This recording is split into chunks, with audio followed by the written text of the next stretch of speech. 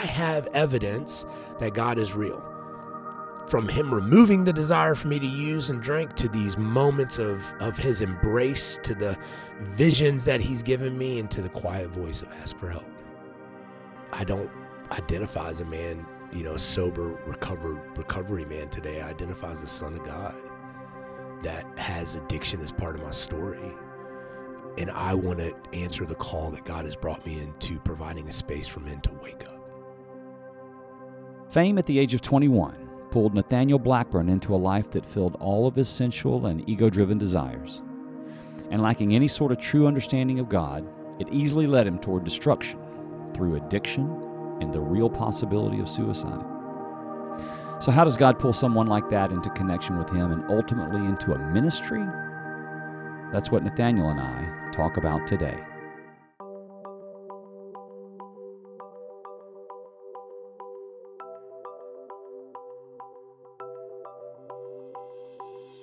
Welcome to A Stronger Faith, a podcast that puts you in the heart of the experiences of everyday people that transform their faith and understanding of God.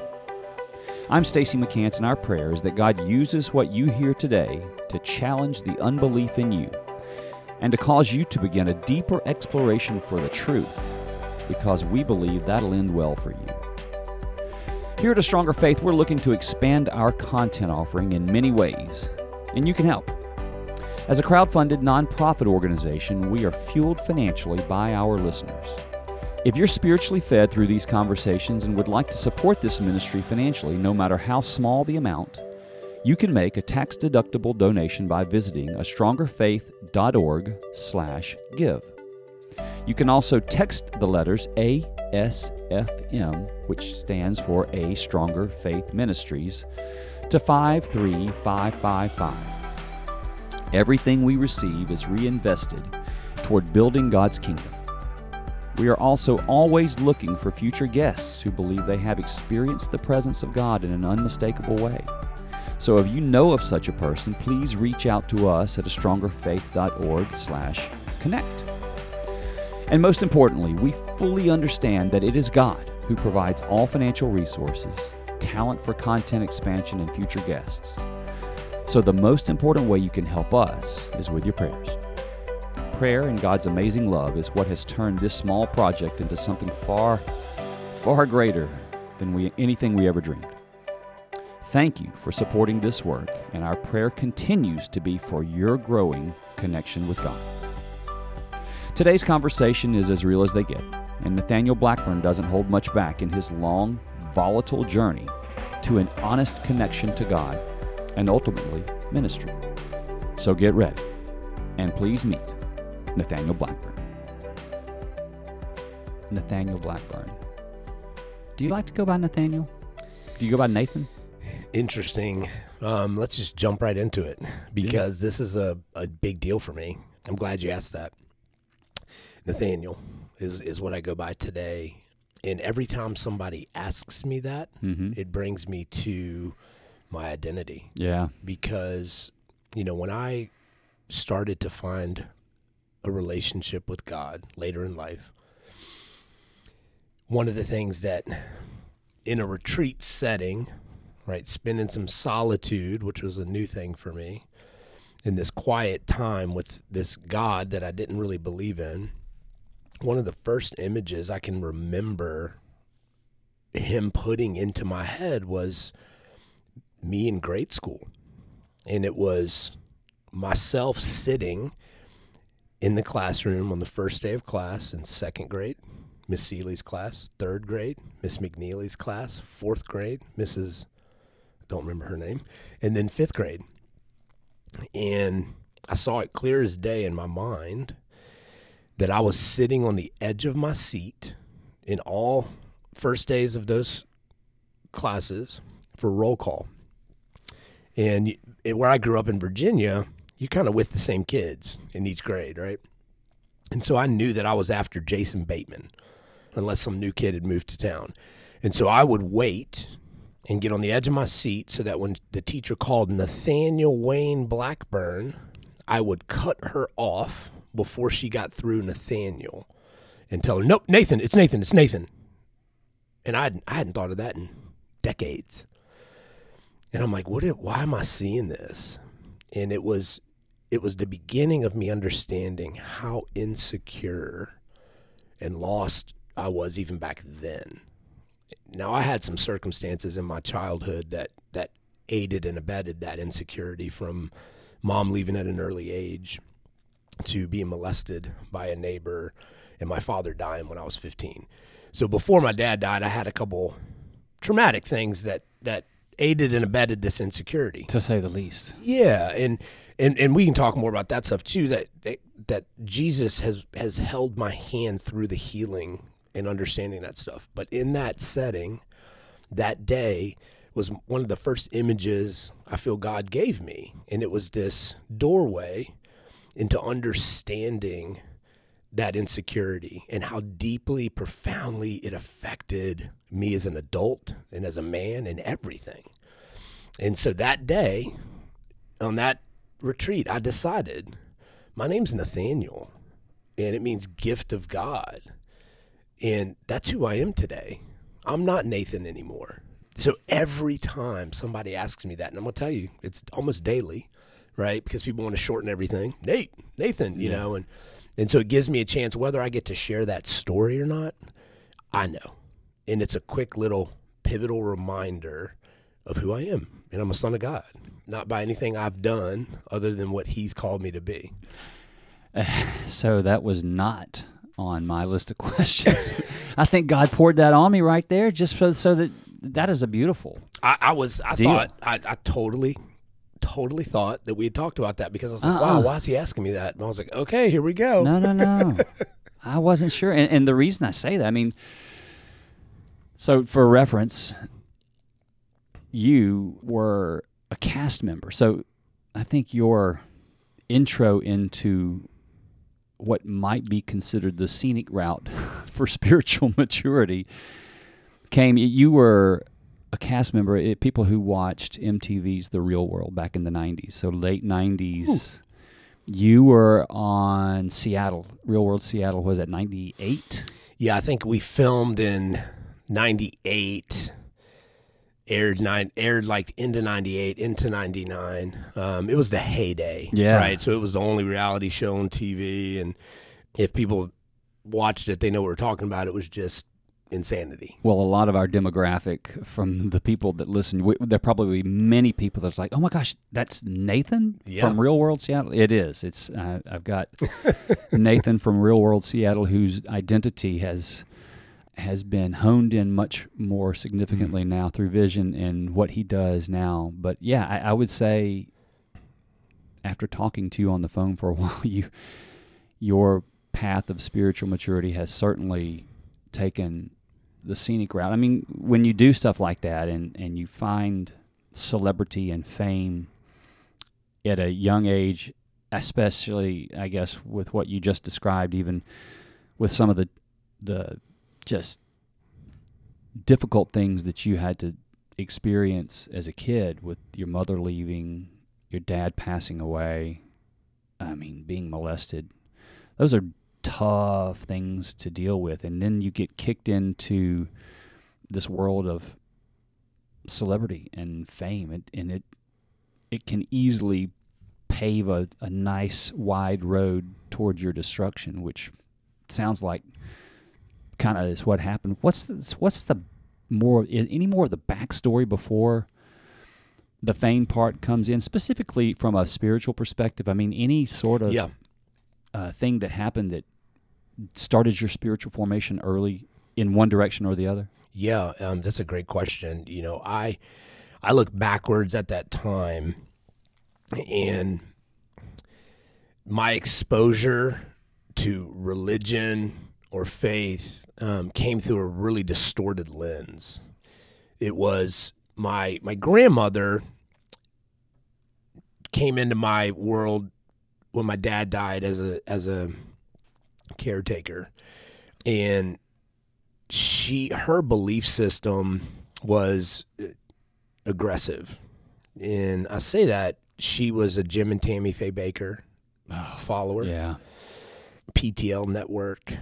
And I didn't really know any of that until she comes into my world and is living with me as a 15-year-old kid. My father wasn't really a spiritual guy. We'd go to the, holiday events with my grandmother at whatever church she was currently at, and I could take it or leave it. Was not a thing for me, didn't think I needed it. And then when he passed and she came into the play, I got to see a side of it that felt really hypocritical. She also had given, a portion of my father's very small life insurance. My dad was a factory worker in Virginia and died suddenly. And his life insurance, which was really small, was supposed to help me go to college and pay for the house. And that was a known thing in our family structure. But a lot of that, went to the church, and didn't pay the house off and didn't really pay for my college. And so, right, wrong, or indifferent, I left at 17 and went to college early to really get out of that environment, to be quite honest. My grandmother, I believe, had a real relationship with God, but I also believe she was really unhealthy based on, her life, but I didn't know any of that at the time. And things like, your father's rolling over in his grave at the way you're behaving. Man, I'm a good kid. I wasn't a kid getting in all kinds of trouble and stuff like that, but the hellfire and brimstone deal, I'm out. Yeah. I don't need that. And so I think contextually talking about it, the events that hurt me as a child, those events were the beginning of me building an armament around my heart from the world, not knowing I'm doing any of that, and then having this armament around my heart to protect me. And then leaving at 17, going to a military college, getting into that school was probably the first time I could see God working on my behalf, even though I'm not in relationship with him by my choosing, right? Getting into that Virginia Military Institute was a level of structure and accountability that would kind of lead me down these other paths of destruction. But I think that was God's idea. Like, that's above my pay grade theologically. But I had to go through all of these things I went through to come to the end of myself. Yeah. To eventually say, okay, it's either kill myself or believe in God. Now, I know we fast forwarded really quick into that, but that's what it took. Yeah. And so no belief system going into college and then into the real world. Maybe even jaded, though, at what you had observed up until that point, and unattractive, unappealing. Why would I ever get involved with something like that? Right. It's that was a rough time. I remember that back then. What was that, the late 80s, mid 90s, early 90s, and that was a. I don't know how that shakes out. I might need to find some documentaries on that or something like that to kind of reimagine that. But I do remember. I remember turning the TV past that and seeing like these giant golden chairs and just covered in makeup and so many things that were just the opposite of everything I ever thought that Christ was about. And boy, that was a tough time. And I guess she got caught in that, and that was your impression of faith, I guess. So yeah, I mean, here's the deal. If you look at my credentials as a human being, I have every reason to not believe in God. And if God is real, he's an asshole. Excuse my language. Right? And so to be taken through everything that I've gone through, God is so loving and sweet and kind and wise that I had to go through all that stuff to break that armament, right? To be left with no more self-reliance, to be left with no more Nathaniel, right? And to be faced with suicide or God. Yeah. So real world. How was that? Incredible. From a world stand, yeah, incredible. Well, you were 21, right? And you were in the prime of indestructibility and It was an incredible experience. Yeah. It was an incredible experience. It opened all the doors that I had sought after, that I dreamed about, that the world told me equaled success and comfort. And it gave me all the things that I desired as a kid. You know, my dad was blue collar and worked his butt off so that I could have the things that I had, and I probably never appreciated it. You know, and I would look to the kids that had more money than us, and out of envy and needing this pair of shoes to be okay, needing these kind of shorts, you know, and I was kind of get the generic side of that stuff, you know, and aiding and abetting the insecurity. But the real world introduced me and gave me access to all of it. Incredible experience of meeting the people I coveted, right? From celebrities to professional athletes. Yeah, and, I was a big hip hop guy, and I remember so after the real world, I got hired by MTV to do some VJing and hosting. And my first big event that I was doing as a professional was the Sports and Music Festival on MTV in 1999. And that would become the X Games. And on MTV, it was all this like really cool extreme sports stuff. So I was into BMX freestyle. And this is when the first time they ever aired big air motocross jumping and stuff, and so I got cast and auditioned to co-host the BMX street freestyle competition with Ice-T. Now, Ice-T is if you're listening now, you probably see him on like NYPD Blue or something like that. But he used to be a gangster rapper. Okay, yeah, that's right. And so he and I were co-hosting the street BMX freestyle event. And it was just incredible. I was like, I'm standing next to Ice-T, you know. Yeah, it's Law and Order now, isn't it? Law and Order. Yeah, that's what it is. Yeah. Gosh, he and that was cool. And I thought, man, this will be enough, right? And so I'm in the green room. There's this huge tent. It was in Memphis. The city of Memphis has hosted it, and I'm sitting in the green room, and I'm like a kid in a candy store, right? Like I don't even realize I'm famous, right? Because the show had just really started airing, and I'd had people come up to me in Bermuda. We were on vacation. I've had, celebrities and stuff, but still, I just didn't understand the gravity of it. And I'm sitting in the green room, and I hear, yo, yo, yo, you that crazy white boy from Seattle. And I turn around, and it's Method Man, okay? The Method Man, Wu-Tang, come on. I was like, oh, yes, it is. It's Nathan. How are you? He's like, dog, you crazy. He's like, you like to party? I said, well, yes, I do, And he said, well, come with me. And me and him. You do a pretty good Method Man. Oh, man. Well, he and I and DMX and Redman and, we go off into their little private area and do what they do. And I was just sitting there with these guys going like, I've made it. I've arrived at the place that I thought was great. And that was just the beginning. From there it was, he and I had become friends. And years later, he was one of the first guys that said to me, I had a problem. Really? Yeah. But he didn't say it in that way. He called me a mooch. And I was, and I was like devastated from the beginning of a guy that I really looked up to and loved his music and really enjoyed him, to the darkness that I had become as an addict and alcoholic. But the people that I got access to was incredible from that point. I ended up moving to New York and LA and got into the film industry and was taking it really serious, and was spending time with guys like Tyson Beckford and Puff Daddy and Jay-Z, and that's just from the musical side of things. And then you had the friends that were in the business and the access to these parties and VIP things, and it was just insane. And I enjoyed every minute of it. Sure. How bad did it get? As bad as it can get.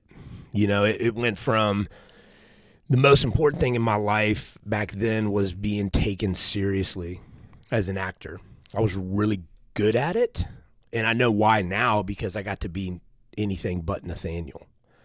I loved being something else because I hated being me, because of all the things that had happened. Like there was this this identity crisis that had been going on since a little kid, that I was able to not look face to face as an actor and as a performer.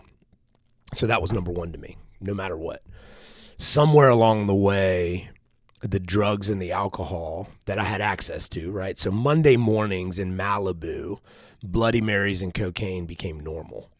You know, you book a commercial, national spot, you shoot for 3 or 4 days, you get paid over the course of a year, anywhere from $30,000 to $150,000, right? These royalty checks come in. You end up booking a couple of those a year, and what do you do in between, right? You hang out with the other people that either are wealthy or the other people that are doing the same thing you're doing. And I'd had no accountability in my life back then, no family, no one to really ask me, hey, is this normal? You know, and so without me really understanding it or knowing it, the normalization of drugs and alcohol became part of my life. Yep. And so somewhere along the way, the party became more important than the work. And I started missing meetings with directors and casting agents, and wasn't calling my agent back or any of that stuff because I'd staying up all night smoking crack cocaine. Right? Like it went fast down the wrong road quick. And the first time I did that, within about a year, I had lost everything, either given it away, traded it for drugs, or sold it. And it was 145, 50 pounds. And that was 2003, 2004. And that was the beginning of the darkness. Like, LA was easy because I hadn't yet become completely broke. I hadn't yet, well, that's not true. I did become broke the first time at the end of it in LA. But then my best friend I grew up with in Colorado saved me and offered me a place to live in Colorado to get cleaned up and to go back to LA after getting cleaned up and really focus on this career that I'd built up quite nicely from the work I'd been putting in, but it was imploding because of the drugs. And I moved to Colorado thinking it'd be a short-term deal. And once I got to Colorado, he and I both quickly realized that it wasn't a location problem. It was a Nathaniel problem. Yeah. And for the next 11 years in Colorado, I gave my body for drugs a couple different times. I stole. I became homeless twice. Now, I wasn't living on the street. I was still intelligent enough to manipulate my way onto a couch, right? I lost everything financially twice in that period. And also in that period of 11 years, I met God. Yeah, I'm like, man, you were spiraling down, and so that's not who you are now. How did, as you reflect back on it now, how did God start pulling you back toward Him? Yeah, you know, I don't think we in the community talk enough about seed sowers. In retrospect, I'm able to look in the rearview mirror today and go, wow, man, God put Jared Mackey in my life. Man, God put Mike Brumball in my life. God protected me here and here. And there were these men and moments that He put in my life that didn't take at the time, but eventually would accumulate into the thing that exploded the armor around my heart. And it was just one thing kind of after another. Like, this Jared Mackey comes into my life, who ran a church in Denver called The Next Level. It was a church that met on Tuesday nights at the Gothic Theater, and was a pretty young community. Well, okay, I don't want to go to church. I think church is a scam at this point in my life, and I'm definitely not going to some big thing on Sunday morning like my grandmother did. But would I be open to a Tuesday night thing at the Gothic Theater with a bunch of young people and probably pretty girls? Sure, you know, and that got me in the door from a guy who would never go to something like that. And I show up my first time at this church with a friend who invited me. Kyle Leahy, another guy God put in my life, at a job that I shouldn't have gotten. And I show up to this deal, and the lights go down, and it's almost like you're at a concert. Gothic Theater is a live music venue, right? And lights go down, and this music starts. And I'm expecting, just prim and proper kind of hymn stuff, and it's not that, man. It's like a concert, and I just feel it, which I don't know what it is. I can say it today because I know what it is, but back then I started to feel overwhelmed. I started to feel sad, and tears started to come out of my eyes. I'd never cried about my father. I'd never cried about my childhood, the loss, ever. And in that moment, and this is why it's so unique, because I remember starting to cry and being incredibly embarrassed. And all the lights are down in this venue, but I felt like everyone was watching me. There was something trying to get me to not cry, not feel this. And I can remember just standing there kind of, and at the end of that song, I didn't know what it was, but I felt a brief touch of something. And then this pastor goes into his talk, and I tell you, he was talking directly to me.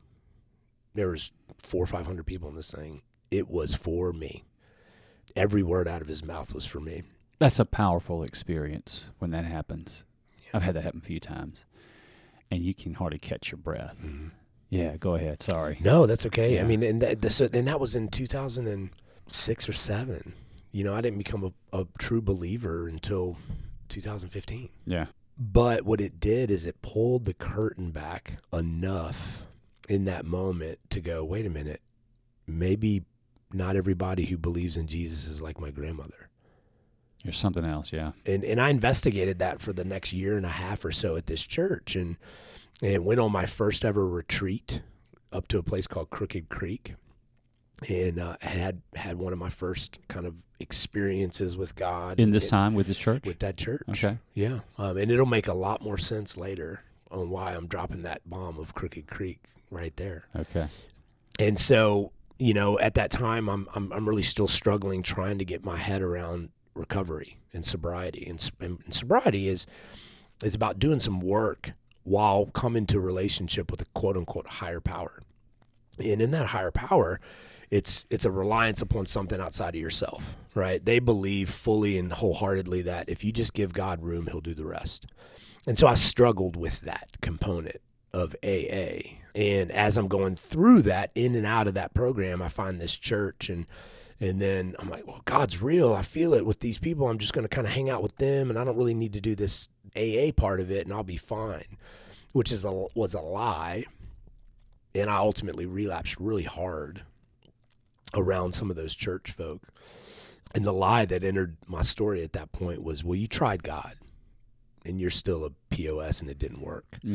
Right. And so, and I don't know any of this at the time. And so I go deeper into my addiction and farther away from God, until a few years later, he puts another man in my life, Mike Brumball, who I end up working for up in the mountains in Colorado. And, he read scripture to me. I knew he loved God, and I respected him. And I can remember just going, man, he just doesn't get it. How can a guy as wise as he is and successful as he is have this dependence on God? Like, that just seems so weak to me. But I respected him, and he loved on me through my dishonesty, through my inconsistency at work, because I was still struggling in my addiction, and I was a liar. Man, I was a liar. As a result of who I had become, that was my mode of operation, was to lie. And he never batted an eye against any of that. And I remember one morning we were sitting in his car on the way to work, and he goes, hey man, let me read you something. And I was like, sure. And he goes on to read in Ephesians, the armor of God. He doesn't tell me it's Ephesians. He doesn't tell me he's reading the Bible.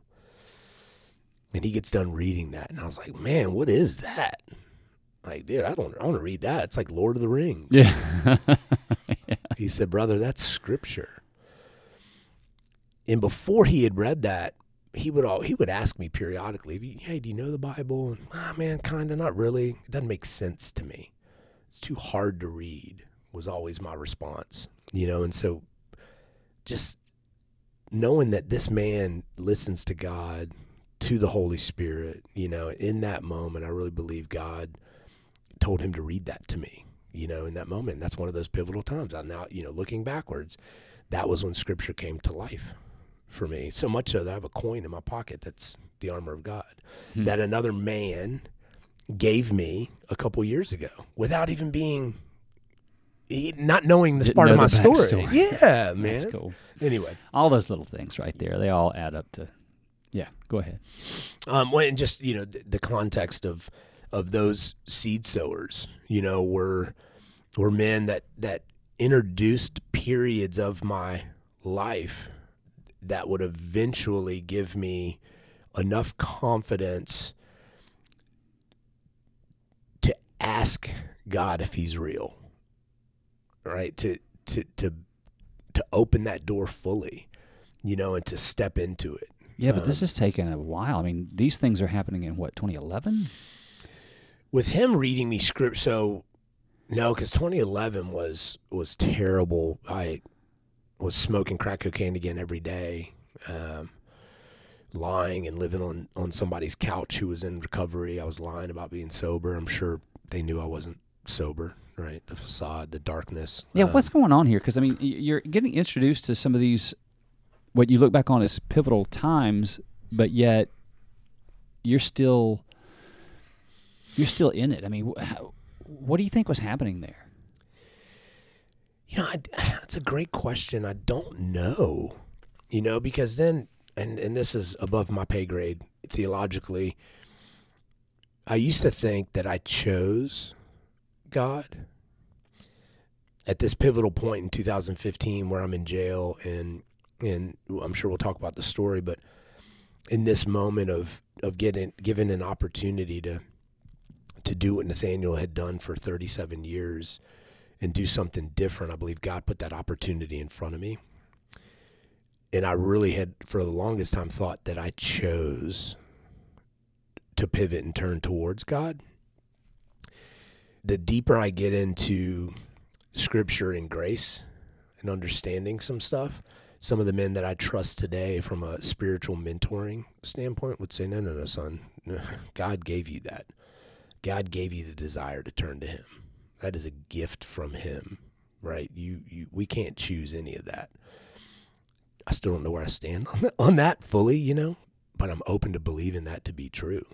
And if that's true, as I ponder over the walkabout of my life before God, was him pursuing me and me not being ready. And so I don't know. I don't know what it means to have free will. I don't know what it means to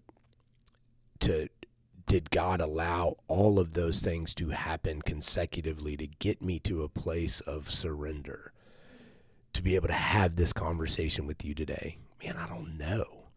And I'm okay not knowing that. Yeah, because this started in, 98. It was 97, 98 is when the filming and all those things happened. Celebrity happened in that time. And you speak of more of the significant transition happening all the way up in 2015. So that's 17 years of this stuff. And then what was it, 2006 when you started, when you went to the church? And went to that church around 2006, 2007, had a big relapse, stopped going to that church. The crisis happened in 2008, lost my job that I'd been holding on to by a thread, couldn't get a job to save my life coming out of the financial crisis, had to wait tables in 2009, 10, 11, 12, got fired from multiple restaurants, drunk on the job, doing drugs at the restaurant, people recognizing me from from my success, as I'm serving them steaks at a table, weighing 145 pounds again, looking like death, suicide had never entered my story. I judged people that did that as selfish, but the collection of incomprehensible, demoralizing moments that I collected in that period, really from 03, 02, all the way to 2015. I couldn't tell you how many nights I was alone doing drugs, crying, not being able to not do it. I mean, I was talking to my wife just the other night, and we were talking about, she was asking about that period of my life, which she doesn't know a lot of. She knows the truth, which is I was a liar, I was a thief, I was a drug addict, right? Like, before my relationship with God, I could never say that. When I started to learn who I was as a son of God, then I was free to be honest. First person I was ever honest with in my life was God. And that sounds crazy to the outside, but it's the truth. And I was challenged into that by a mentor. God already knows, but man, what a developmental moment of intimacy was it for me to go, God, I don't even know if you're real. And if you are, you probably want nothing to do with me because I'm a POS. That entered me into this conversation with God that's continued.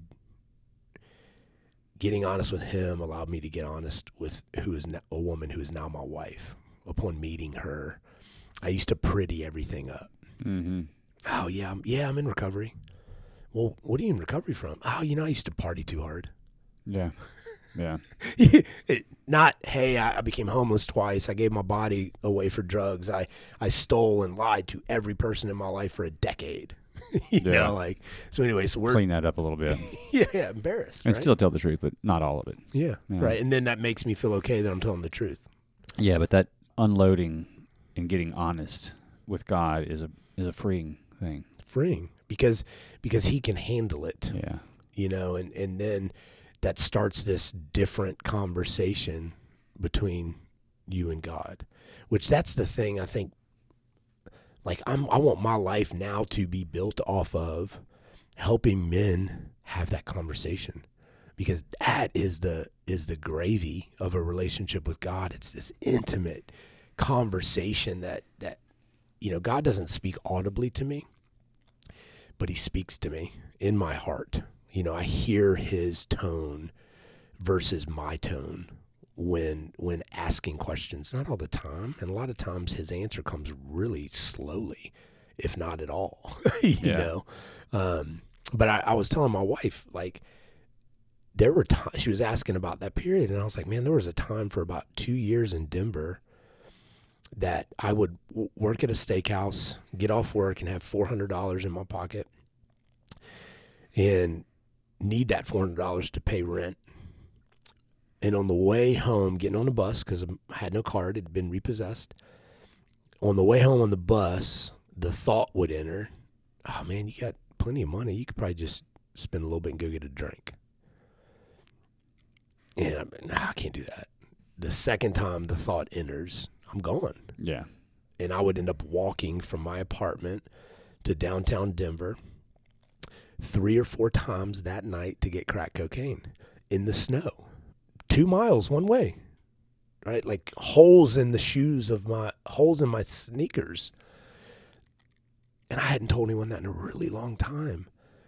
But like the beating that is, the walk all the way there, internal conversations, right? The walk all the way back, the shame, the back and the forth, just all of those years of moments like that, landing me in jail in 2015 that morning after getting my 3rd DUI, like lying to everyone in my life. In 2015, I'm living in the mountains. I'm working for this guy, Mike Brumbaugh, who shared scripture with me. I'm going to AA, but I'm also drinking on the side, right? I'm leading this complete double life, which I had been doing on and off for since 2002 or 3.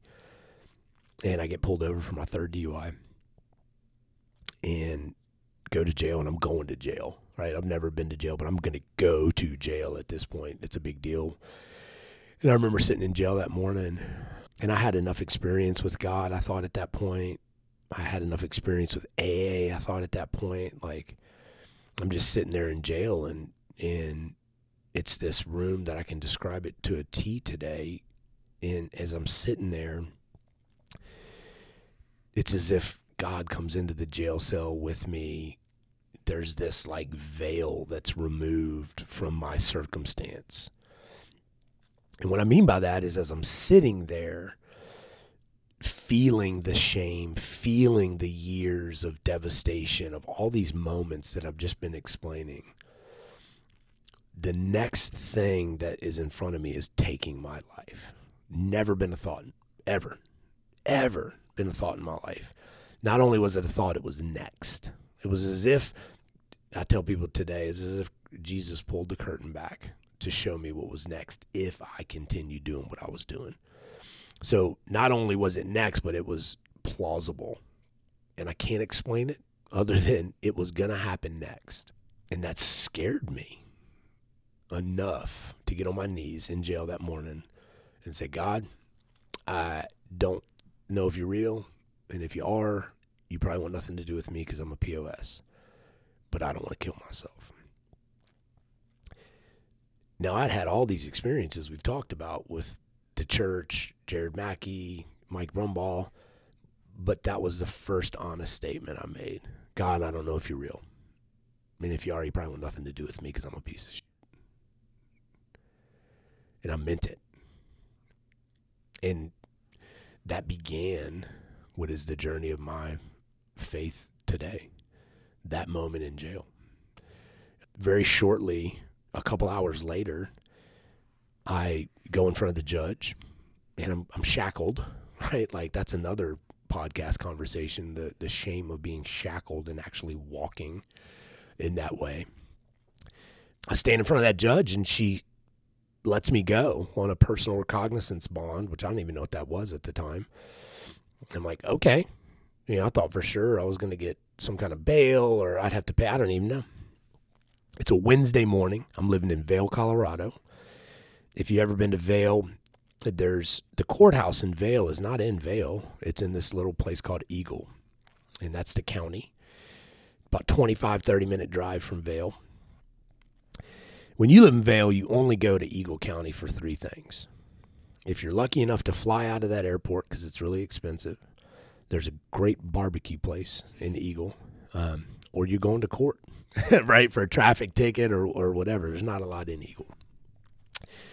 And I'm walking out of jail Wednesday morning. I think it's April 15th. I still, it's one of those days close around there.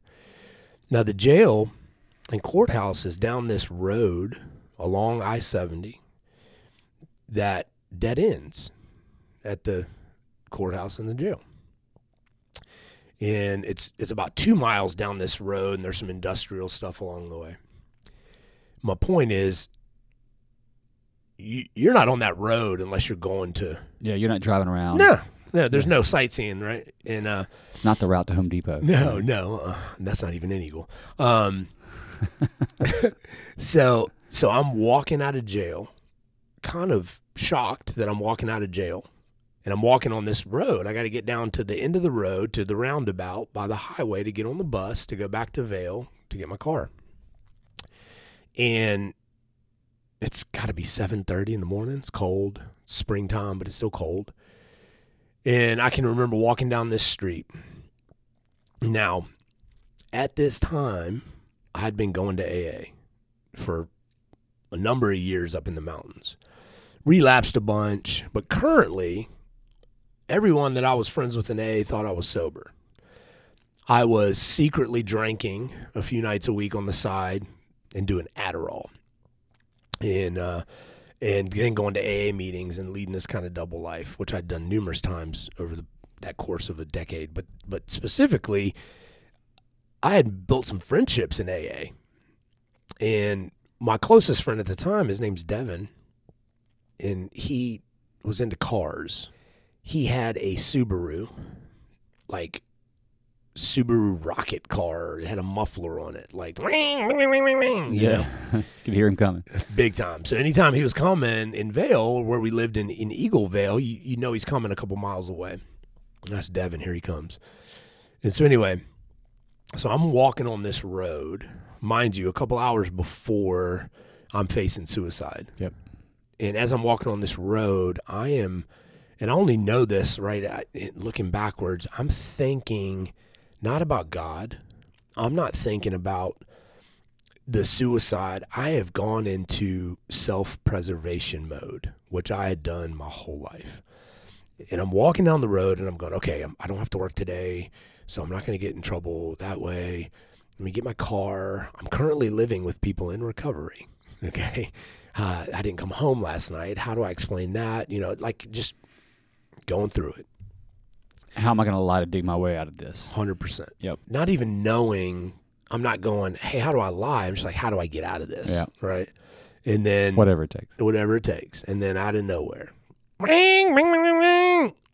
Oh no, that's Devin.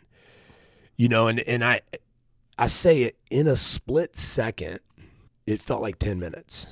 In this split second, I go through this thought process of, oh no, I got to hide. He can't see me. If he sees me, the cat's out of the bag. And then I explain, and then this will happen, and then this, and then it's like this unbelievable rabbit hole that I now know was my mode of operation outside of God. Mm-hmm. And as all of this is spinning, right at the end, right towards the bottom of this like unbelievable thought process of fear and hide and lie, there was my voice, but different. And it broke through that stuff, and it was, or ask for help. And I reacted to it before anything could happen. And so as I'm looking for a place to hide on this road from him, I hear that, or ask for help.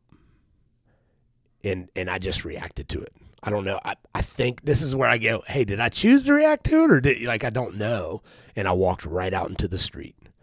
Before I could manipulate myself away from that, it just was almost like autopilot, and walked out in the street, waved him down.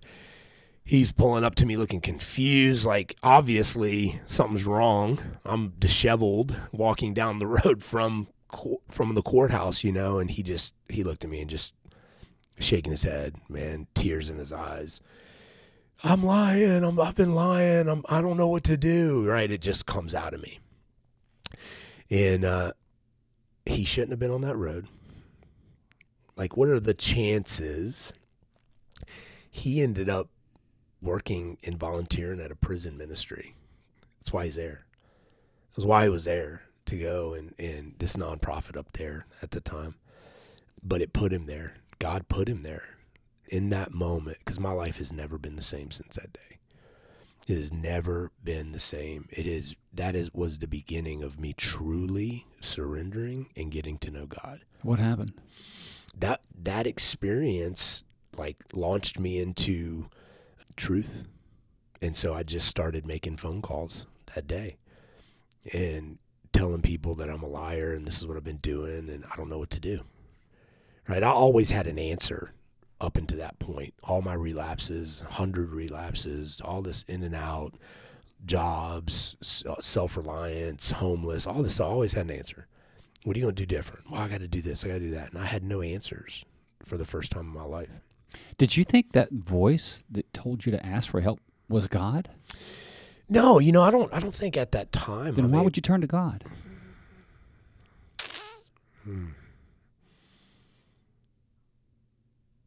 I don't know. Did you think he was answering those prayers that you got on your knees in that jail in that moment? No, because I just couldn't see. You know, like knew. Something caused you to reach for God in a more sustainable way than, oh crap, I'm in jail and I need help, and I just had my first suicidal thought. There's something that takes it from being, I'm in trouble and I need an emergency savior here, to I'm turning my life towards you. Yeah.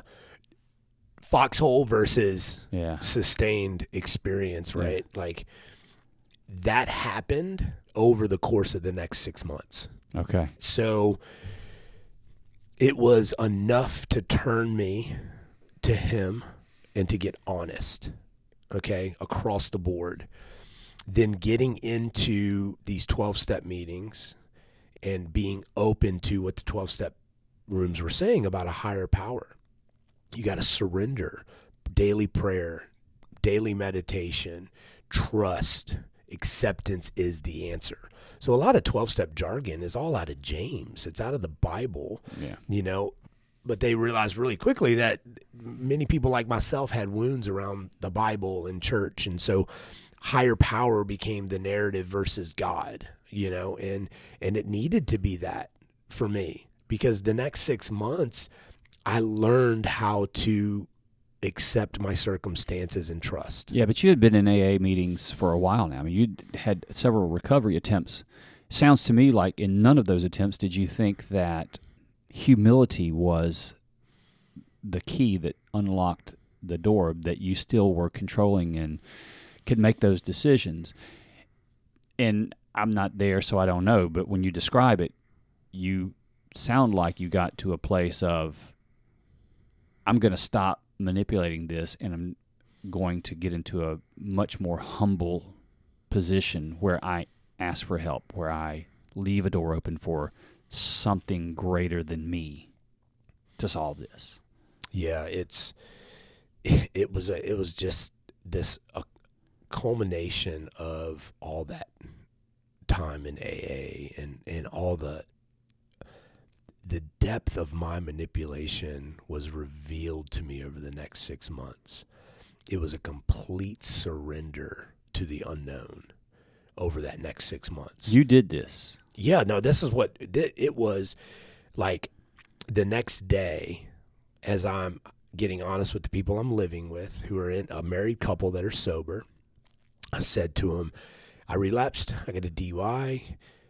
I'll move out. Well, let us think and pray about it. They think and pray about it and come back and say, here's the deal. We want to support you. We want you to live with us. If you relapse again, you're out. Okay. My job in the summer in the mountains was a whitewater raft guide. Okay. I relapsed every summer in that job. I'd be sober during the winter, and then that job would roll around, and against all advice, hey, maybe you need to get a different job, I would still continue that job. So that next morning, we were about to start training for the season, early high water training. And I can remember standing on the back porch, having this experience of seeing Devin, hearing that inner voice to ask for help, and going, what am I going to do for money? I had no money living up there at that time. I mean, I had a little bit of saved, but what am I going to do if I don't do that job? Why don't you pray about it? I can do that? Right? Like, okay. God, what do you want me to do? I'll quit this job and I'll call and tell him I can't do it. But you got to show me what to do. Do that prayer. A couple days later, one of the guys that I rafted with calls and says, hey, man, I'm really sorry about what's going on. And, man, if you need work this summer, a friend of mine's got this landscaping company.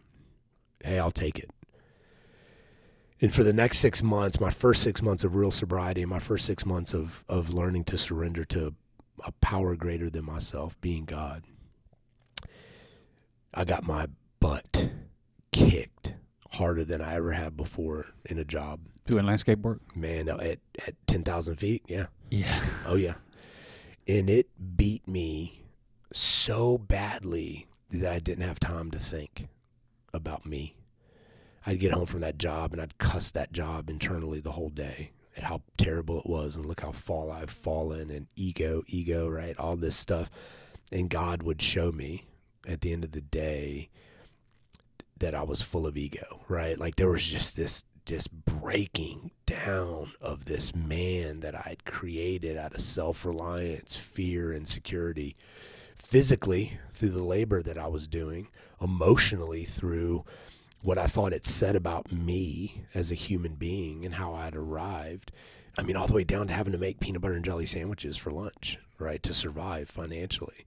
But I'd get home at the end of that day, and I'd be so freaking tired. I knew I had to go to a meeting with the people I lived with, an AA meeting, or some form of fellowship, you know, and I don't know any of this at the time. That's what's so crazy, is if you stick through and with God, you come through these moments of quote unquote suffering to only look back and go, oh my God, you were carrying me. You were literally carrying me. And all I had to do was just listen and not respond. And what I mean by respond is act, right? Nathaniel had learned how to just do more, be Nathaniel, and things kind of worked out. And at the end of that 6 months, I had 6 months of sobriety, like real sobriety, real surrender, real prayer. And so it's just the way he orchestrated these things for me to do to get me to him. I can't explain it. Yes, I had to show up. And I don't know how much of that was me. You know, 6 months after that, you know, he gets me through a successful ski season sober. I'm the guy now going to AA meetings saying, hey, listen, if you don't hear anything in this meeting today, hear one thing. If you don't find a relationship with a power greater than this yourself, you will not get sober. God removed the desire for me to drink in that first 6 months. I don't know the day it happened. I don't know the week it happened. It happened, okay? Most people have to go to a facility for months for those things to happen. I mean, you were going to AA meetings, but you never went to like a recovery place, right? No, I didn't have the resources. It was sleeping in a spare bedroom, being surrounded by other people in AA, working my ass off physically at this job I hated, to get home, to shuffle my feet to a meeting, to listen. It was a humbling breaking of my spirit that God ordained. Look, and when he removed it, and people that don't know what I'm saying about I chose to drink and get high for the majority of my using. I admit that. Somewhere along the way, I lost the ability to choose. Not all the time, but most of the time. And I did not want to get off work and spend the $400 in my pocket on drugs, yet I was doing it. Can't explain it. People call it a cop-out. Don't care. I know what that did to me. I know the control that had over me. And I truly tried to beat that on and off for 11 years. I mean, with every bit of my being. The one thing that was missing the entire time was a true reliance upon God. The one thing that missed the whole way through. And when he took everything from me and showed me suicide was next, and then gave me that job as a landscaper up there with people in recovery, at the end of that 6 months, I looked up, and the desire for me to drink and use drugs was taken. I can't explain it. Yeah, there's a lot in there. And sorry. No, there's just a lot in that. And addictions are impossible. And I think most people have some type of addiction. And it sounds so stupid. So I know people who have been addicted to drugs and alcohol and cigarettes and food and chocolate. You know, this is going to sound stupid.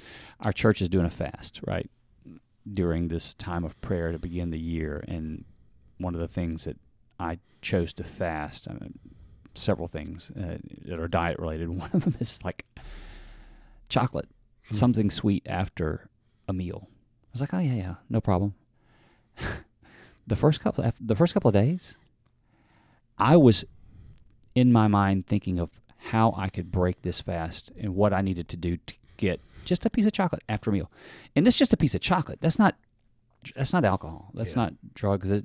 So addiction and breaking that without help is almost impossible. And for you to get to a place over some amount of time where without outside help necessarily, the desire just goes away. I've had other things where it was an impossible situation. Went to God in prayer and said, God, the only way this happens is if you do it. This is outside of my control. So that's a huge deal. But I look at your story and you going from a DUI in jail to 6 months later, you appear to be, at least to some degree, have committed your life and turning it over to God. Is that right? Was there a moment? Was there a Paul on the road to Damascus moment where it was like, bam, and that was probably accelerated it more? Or did God just finally start putting big chunks in place over time that brought you into a face-to-face deal with Him? Wow, okay. There wasn't a road. I don't think there was a road, me on the road to Damascus moment at that point. Yeah. I would say it's this story. It's this narrative that truly began that morning in jail. You're seeing Him do things when I get out, when I successively. Surrender. Yes. So it was ask for help, surrender, don't listen to your thinking, right? All these things, trust me. And so I look up after the first 6 months and the desire's gone. I'm not obsessing about it. I'm not dreaming about it. I'm not thinking about it. Okay. Like, that's really gone? Okay. What did I always want? What held me from belief was evidence of God. The thinker in me needed to intellectualize God up to that point, which you can't do. You think your way out of faith. Yeah, but at the same time, you're looking at this back over it, and it's in your immediate past, and it's like, that is the evidence of God's movement in my life. For these things to have happened in this 100%. short amount of time. And with your reason and your intellect, you're saying, there's no way I go from there to here without God. And the reason I'm asking that is because somebody's listening to this right now that is praying or hoping for a Paul on the road to Damascus moment where they can point to and say, this is the time where God slam dunked the truth of His existence in my life and I will never be the same. And it doesn't happen like that for everybody. It doesn't. No. And it didn't happen that way for you. And it didn't happen that you had this faith as a child and then you went off in a wayward way or whatever, and then the faith that was implanted in you as a child resurfaced later in life and God brought you back. That's another story that we hear. That's not happening with you. And that's not a lot of people's story. And people are like, what is my story? And do I even have a story? Do you even have faith? And I'm trying to get you to articulate how it went down for you. You woke up sometime down the line, it sounds like to me, and said, I observe the things that have happened over the last 6 months, and I cannot explain them apart from there being an eternal, intelligent, all-powerful Creator God. So, for me, I had now had evidence that there was something, some grand Creator was not specific to any faith component. At this point, I still had these massive areas of hurt and wound around who Jesus Christ was shown to me as.